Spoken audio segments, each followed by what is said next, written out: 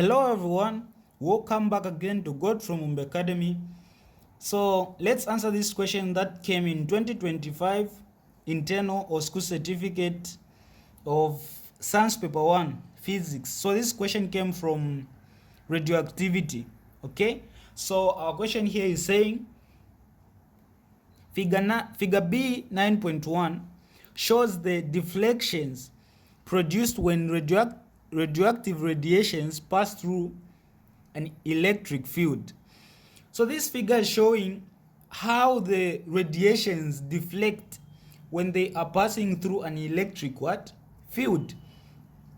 So we have this radioactive source which is covered with the lid box, okay?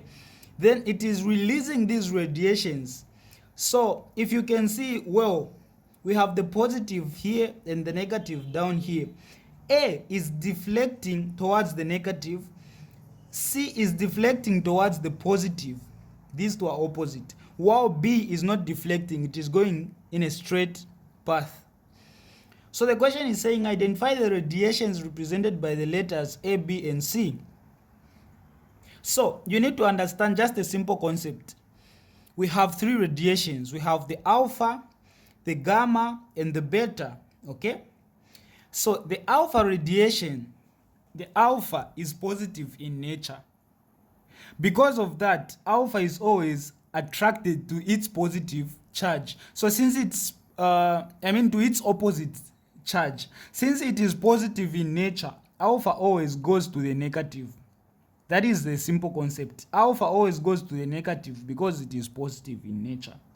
Okay, then beta is always negative, so it also goes to the opposite charge, which is positive. So the one that goes to the negative is alpha, the one that goes to the positive is beta. For gamma, it doesn't have any charge. Because of that, it goes in a straight path.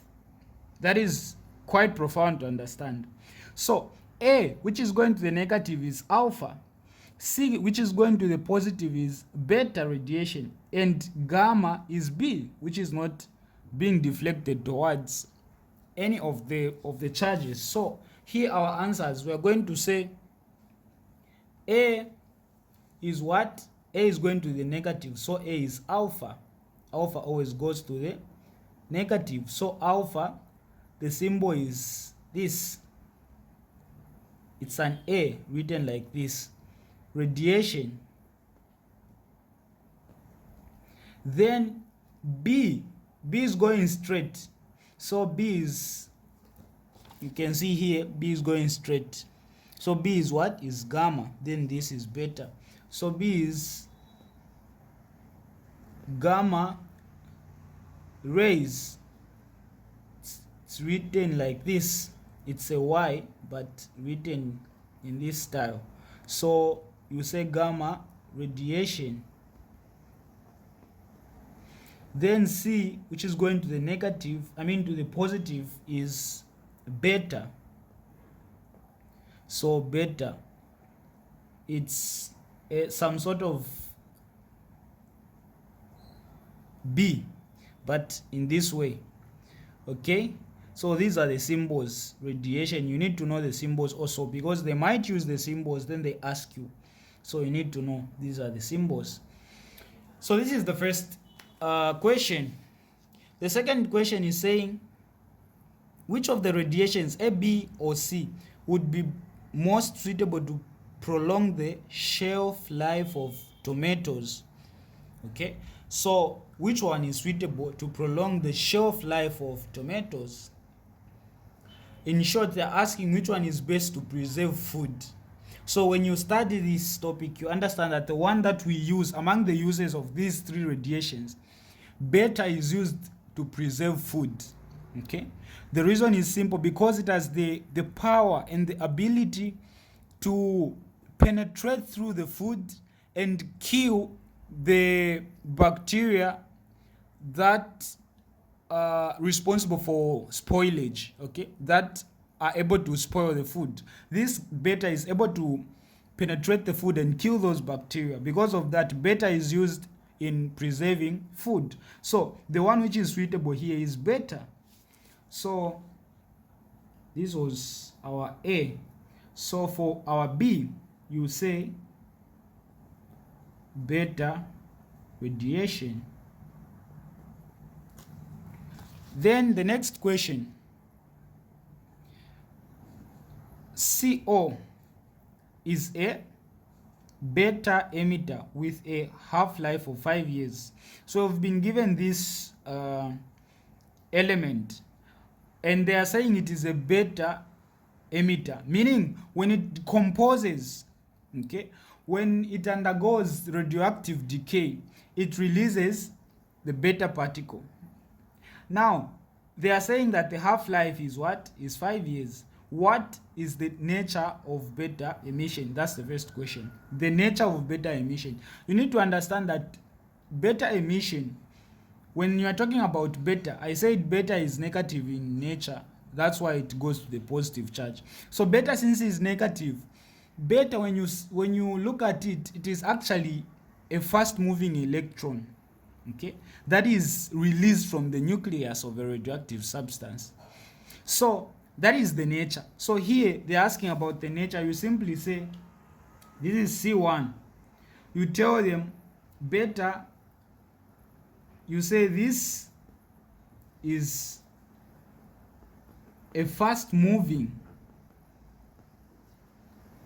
electron. As simple as that. A fast moving electron, you can say, which is released from the nucleus of a radioactive substance. But this is it. So that's the nature. It is a fast moving electron. What are the proton numbers? The proton number and the nucleon number of the nucleus after beta emission from this element nucleus. So they want us to say the what? To write the mass number or the nucleon number, the one on top, and the proton number, this number at the bottom, after it had undergone beta emission. So you need to understand that under beta emission, the nucleus that will be after this nucleus, when it undergoes beta emission, it will change. Now when it changes, the nucleus that will come after, because that's the question, that's what the question is asking, after it releases, it emits the beta particle, you need to understand that it will be same like this. That is fixed. Whatever they give you, when it undergoes beta, provided that it is beta, the mass number, the number on top, or the nucleon number does not change. But the proton number, this one at the bottom, increases by 1.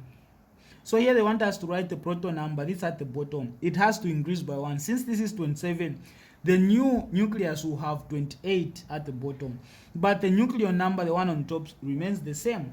So here it's going to be the proton number, will say 28, because it will increase by 1. Then the nucleon number is going to remain 60. So this is it for this question. So all those rules are only for beta emission. Then calculate the time required for the activity of a freshly prepared sample of this same element to fall to 1/32 of its initial value. Calculate the what? The time required. Here you need to understand that when you are calculating the time required, there is a formula we use. Of course you can answer using different ways, but the simplest, so this was C2. Now we go to C3. The simplest is time is equal to n multiplied by half-life,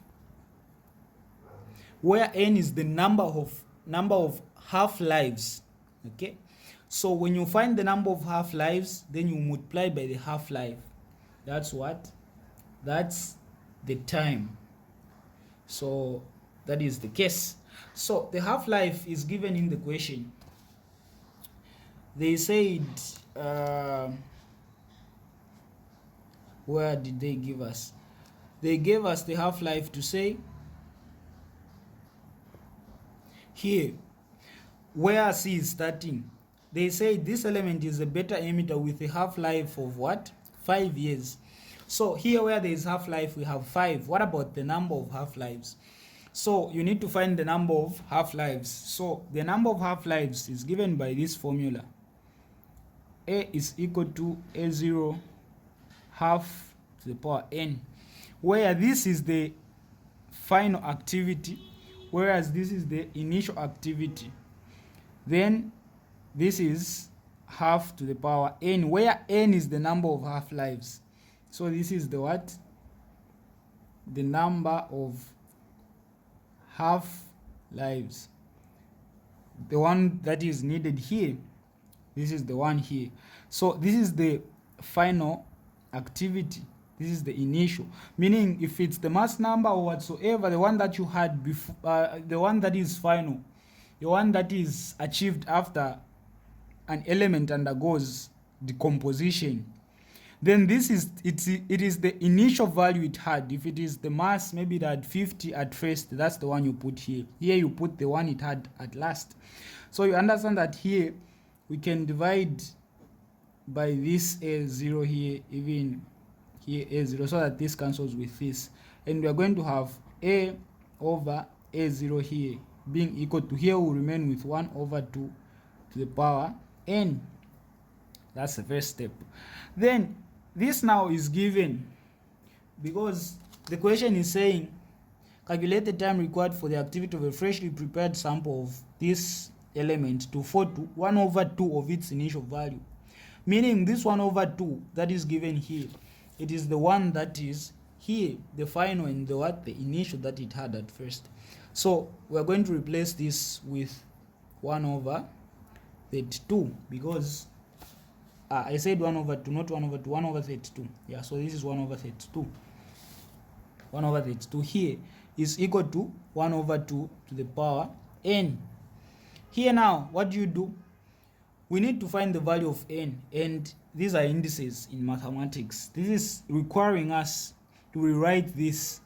We understand that 32 is same as 2 to the power 5, because 2 to the power 5 is 2 times 2 times 2 times 2 times 2. So 2 times 2 is 4, 4 times 2 is 8, 8 times 2 is 16, 16 times 2 is 32. So 2 to the power 5 is 32. So we are going to rewrite this. So we are going to say 1 over 2 to the power 5 is equal to 1 over 2 to the power n. Okay. Now under indices, we understand that this is same as 1 over 2 to the power 5. We take this 5 out because 1 to the power 5 is still 1. 2 to the power 5 is 32. When you take it outside the bracket, it means it is with everything that is inside. So 1 is to the power 5, it is still 1. This is to the power 5, it is still 32. So this is going to be 1 over 2 to the power n. Now you understand that these now are same, so you can cancel them and you equate the powers. So what is here is equal to here. So this n is equal to 5. In short, our n is going to be equal to this 5 here. So that is the what? The number of half-lives.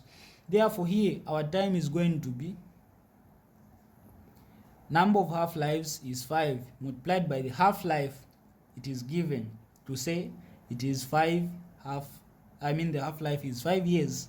So time is going to be 5 times 5, which is 25 years. Don't forget that the half-life is in years, so the time is going to be in years. So this is it for this question. I hope you've gotten the answers and how I've simplified it. Where there is a question, leave the question in the comment section. I will surely answer it. All right, stay blessed and don't forget to subscribe.